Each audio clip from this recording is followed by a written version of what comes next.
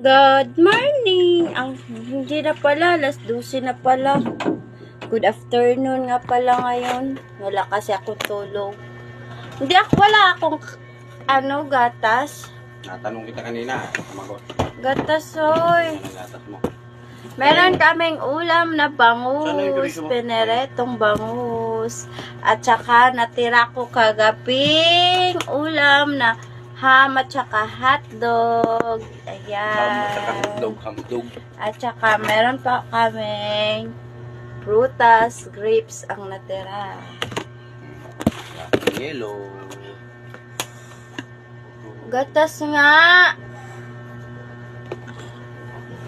Hindi ako maghilo, magagatas lang ako.